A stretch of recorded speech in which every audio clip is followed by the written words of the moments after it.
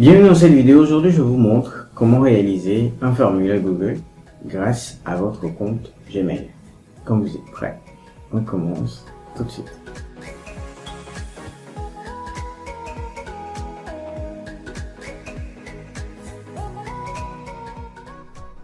Une fois dans votre navigateur, peu importe lequel c'est, moi j'utilise ici Google Chrome. Si vous êtes connecté à votre compte Gmail, vous aurez l'initiale de votre compte ici et vous aurez Gmail et images. Ce que nous allons exploiter, c'est ce bouton en quadrillage ici. Alors si vous êtes connecté, vous aurez l'initiale du compte présent ici et les autres applications, le Map, le Gmail, l'actualité, le chat et ainsi de suite.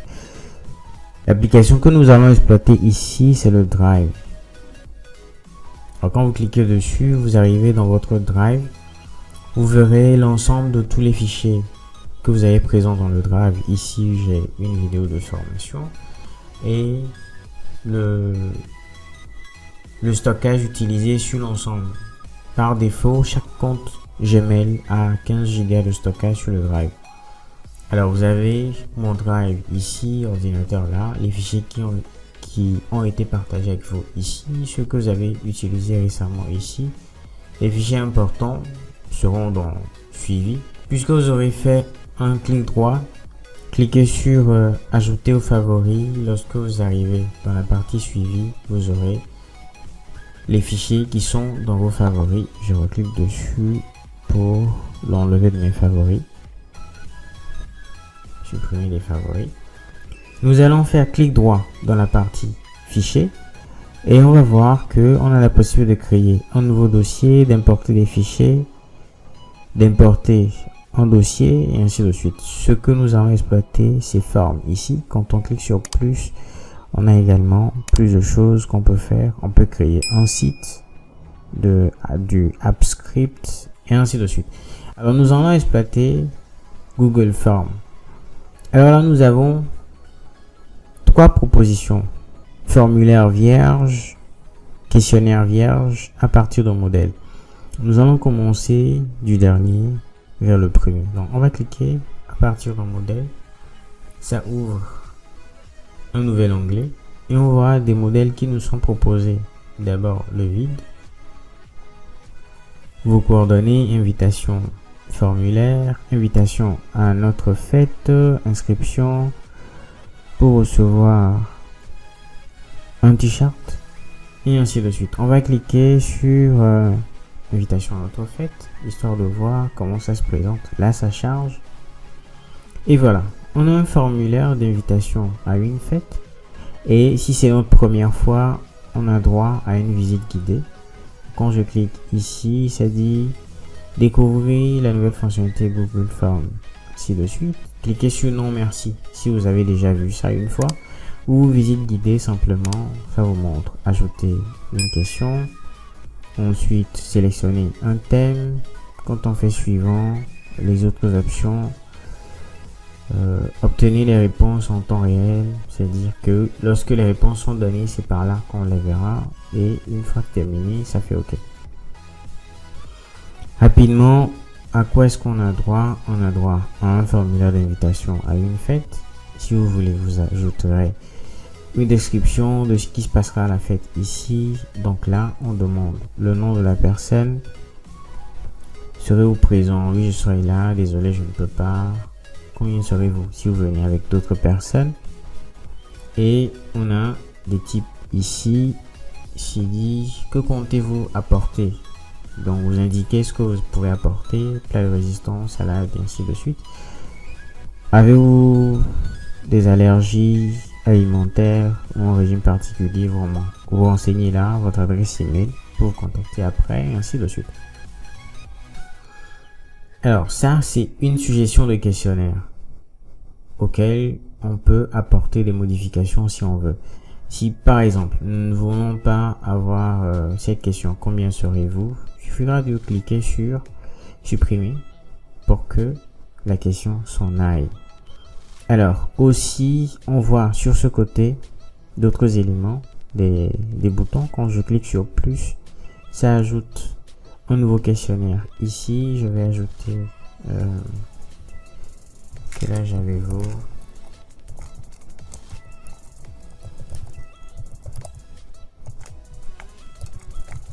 Quel âge avez-vous? Là, j'ai des options pour proposer 15 à 18 ans. Et là, j'ai des types de choix ici. Donc là, réponse courte permet à la personne d'ajouter une petite description, c'est-à-dire d'écrire un test court pour décrire sa réponse. Un peu comme on l'a vu quelque part ici. Est-ce que vous avez des allergies? Et ainsi de suite. Ensuite, nous avons les paragraphes. Les paragraphes sont des types de réponses longues. Ensuite, on a des choix multiples où on a le choix entre sélectionner cette réponse ou cette réponse. Et on a également les cases à cocher. Dans les cases à cocher, on a la possibilité de cocher plusieurs choix, un peu comme on a ici. On peut sélectionner plat de résistance, salade et ainsi de suite. Et on a les listes déroulantes. Voilà, tout ça c'est beau, mais allons regarder. Je vais ajouter option 2 ici. Pour prévisualiser votre réponse, il suffit juste de venir cliquer sur l'œil ici qui s'appelle aperçu. Je clique dessus, ça m'ouvre un nouvel onglet et j'ai tout ça. Donc ici, quel est votre nom? Je vais mettre Stéphane. Serez-vous présent? Oui, je serai là. Quel âge avez-vous? Vous vous rappelez, ici, on a mis en liste déroulante. Alors ici, on aura à sélectionner option 1 ou option 2. Et ici, on choisit d'utiliser cette réponse à choix multiples. Ici, je mets des réponses correctes. 15 à 18. 18 à 25.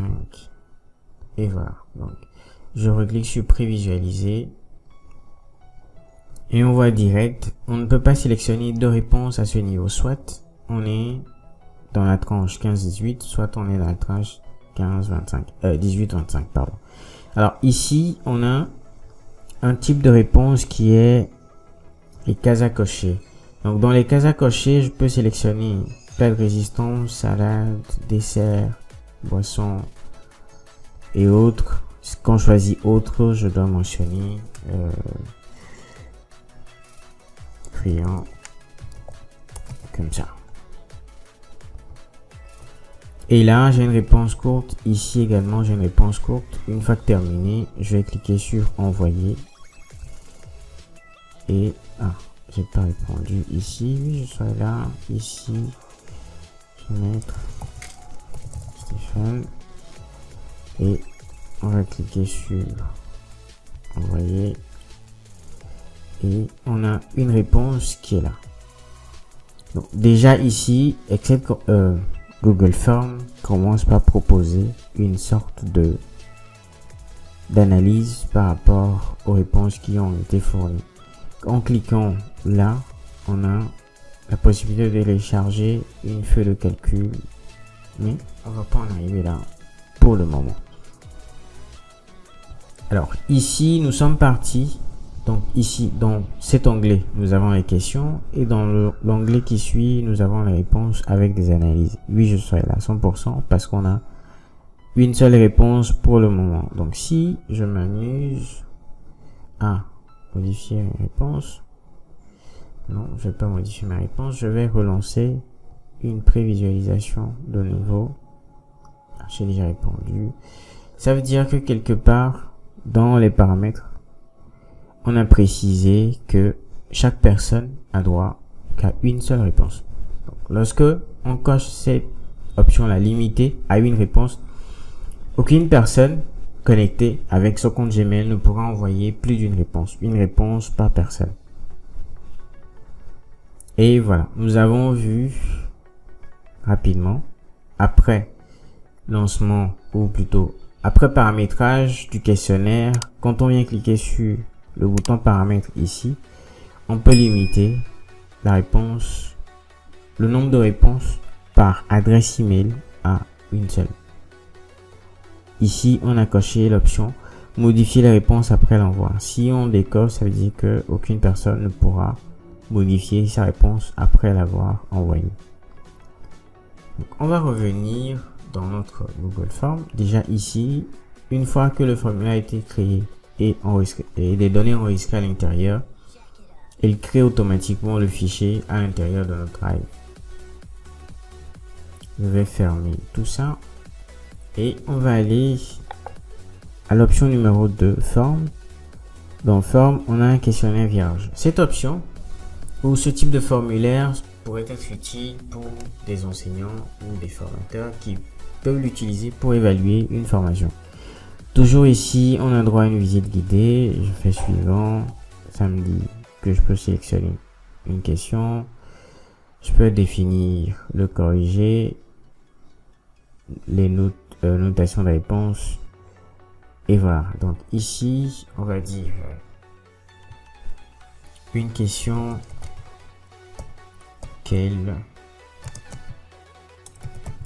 est la capitale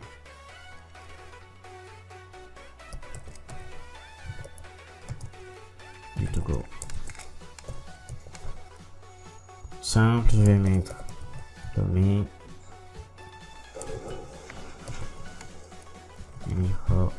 Et si je clique sur autre option, ou plutôt ajouter autre, la personne aura à préciser. Alors ici, définir le corriger, je vais choisir Lomé et définir 10 points.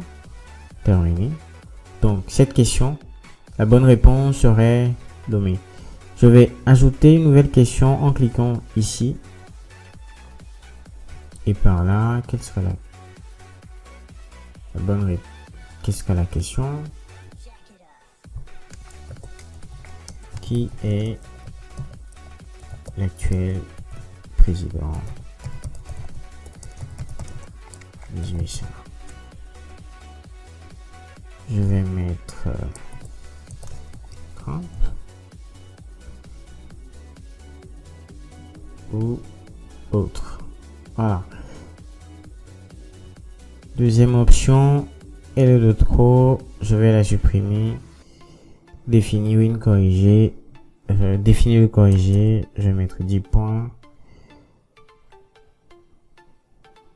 Ah, l'autre n'est pas venu. Et ajouter. La bonne réponse serait. Donc, quand je détermine le corrigé, je peux ajouter un commentaire, la mauvaise réponse.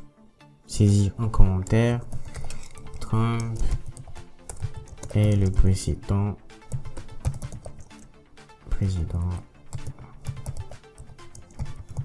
des États-Unis, les USA simplement, et Biden.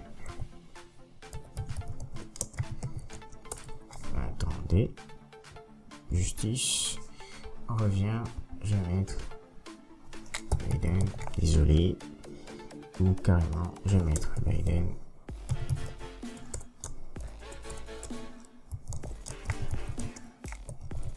Et actuel. Je vais remettre Trump là. Et je fais terminer. Alors une fois terminé, je peux cliquer sur l'œil ici pour aperçu. Donc je vais prendre un erreur, je vais prendre autre et mettre Biden. Quand je fais envoyer, je peux cliquer sur afficher les notes. Je vois direct. Ah. Je vois direct la réponse pour dire ici la bonne réponse était Lomé. Ici, pas de bonne réponse parce que j'avais fait un mauvais paramétrage. Donc on a 0 sur 10. 0 sur 10. Et voilà. Et la note totale était sur 20. Donc, une fois qu'on a défini un questionnaire, on pouvait aussi donner un titre au formulaire et ainsi de suite. Donc, à la fin de l'évaluation, chaque stagiaire peut immédiatement connaître sa note. Voilà. deuxième option, étudier, on voit la réponse ici. On dit questionnaire. See response to each questions. Got it. Donc ici, je vais voir les réponses de chaque individu. Précisément, non, les réponses totalement de tous les individus avec les statistiques. Et ici, je peux y aller à l'individuel, fiche individuelle. Donc j'ai 0 sur 20 pour cette personne. Si j'ai deuxième personne, attendez, on va faire un test. Ah, j'aurais qu'à aller désactiver. C'est pas activé. Limitation de réponse ici. Donc ce que je vais faire, je vais appuyer ici et dire nommer. Et ici, aucune bonne réponse. Je vais faire envoyer, afficher les réponses. Bon, toujours mauvais paramétrage ici. Alors, qu'est-ce que j'étais en train de voir dans la réponse ici? Je reviens sur les questions. J'ai l'ensemble des réponses qui ont été données et ça.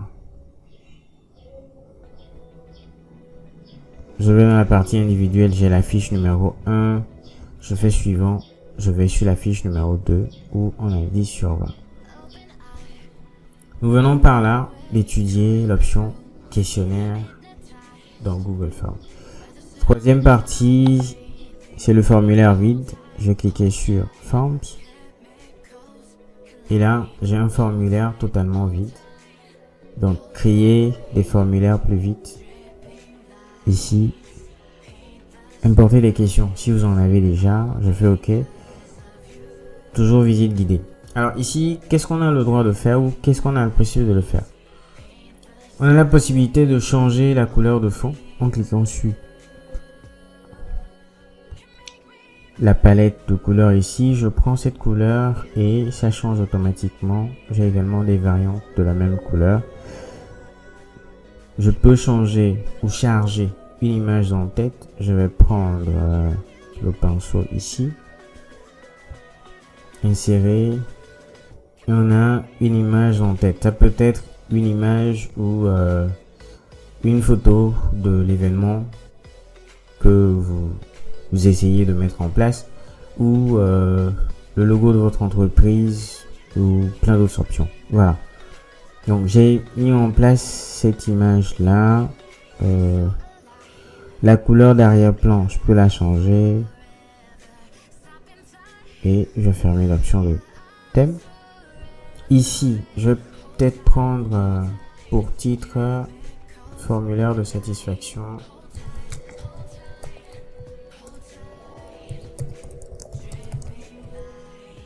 Des étudiants. Voilà. Ici, on va dire, avez-vous participé à l'événement? Et la réponse sera les réponses seront oui ou non. Voilà. Maintenant ici, on a cette option là très intéressante qui dit accéder à une section en fonction de la réponse. Alors, c'est quoi les sections? Les sections nous permettent de définir plusieurs pages de notre formulaire ou simplement de sectionner. Ouais, c'est ça. Les sections nous permettent de sectionner notre formulaire en plusieurs groupes. Par exemple, je vais avoir une section pour les personnes qui ont participé. Vous irez participer.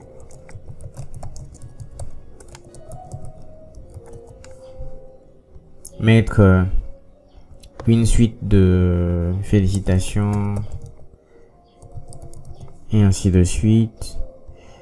Ajouter une question ici pour dire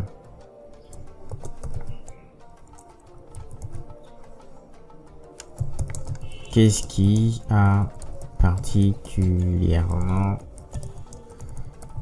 retenu votre attention. Et par là, je vais mettre une réponse courte. Maintenant, je vais ajouter une deuxième section ou une troisième section. La première sera avez-vous participé, la deuxième qu'est-ce qui a retenu votre attention. Vous n'avez pas participé.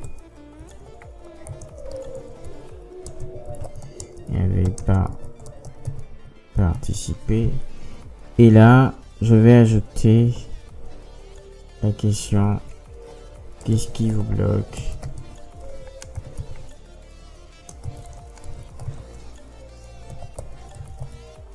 Et ainsi de suite. Ici, je vais mettre également une réponse courte comme ceci. Et voilà. Donc ici, dans la première rubrique, on a la rubrique 1 sur 3. Est-ce que vous avez participé, oui ou non? Si vous avez participé, ici, on va dire accéder à une section en fonction des réponses. Je clique ici et dire si vous avez participé, passez à la section vous y avez participé, oui. Si vous n'y avez pas participé, vous passez à la section vous n'y avez pas participé. Alors regardez ce que ça donne. Je vais cliquer ici. Et voilà. Donc je vais cliquer sur non. Quand je fais suivant, je passe direct. Vous n'y avez pas participé. Je vais faire un retour. Quand je prends oui, j'ai participé, je fais suivant. Et on tombe direct sur félicitations, vous y avez participé. Je mets ma réponse courte. Qu'est-ce qui a retenu votre attention? Le décor. Et on a aussi cette option là de mettre des réponses obligatoires. Quand je clique sur obligatoire, ça veut dire que forcément la personne doit répondre à cette question avant de passer à la question suivante. Quand je fais suivant, vous allez voir cette mention là qui n'était pas là avant. L'étoile. Donc à chaque fois qu'il y a une étoile devant une question, dit que la personne est tenue de répondre à la question avant de passer au suivant. Une fois que on est sûr que notre formulaire a été bien conçu et tout, comment l'envoyer à d'autres personnes?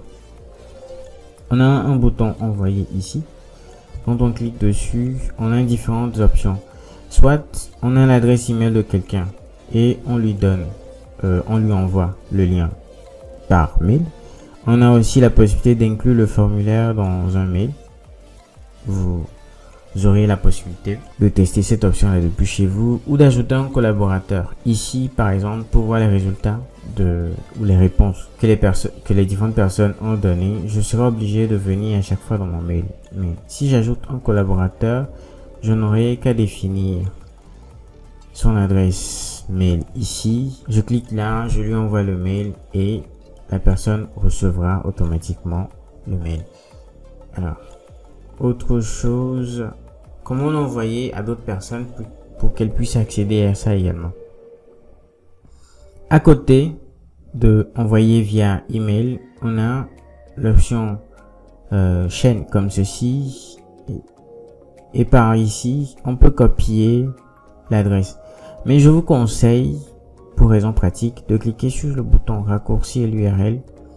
Elle est beaucoup plus courte et beaucoup plus facile à lire. Vous pouvez cliquer dedans et copier, soit complètement cliquer sur ce bouton copier et le lien est copié. Alors, une fois copié, je vais aller dans Microsoft Edge. Donc dans Microsoft Edge, je fais clic droit, je fais coller. Je fais entrer et voilà, j'ai accès au formulaire et je peux remplir aisément. Voilà ce que j'avais à vous montrer sur le formulaire Google. Dans une prochaine vidéo, on aura peut-être la possibilité de regarder ce qui est offert du côté de Microsoft également. Si cette vidéo vous a plu, lâchez un pouce en l'air et abonnez-vous pour ne pas rater la prochaine vidéo dans laquelle je vous montrerai comment connecter votre compte Gmail à votre application Excel en vue d'analyser les données que vous avez recueillies. Rendez-vous dans la prochaine vidéo. Jusque là, portez-vous bien. Ciao, ciao.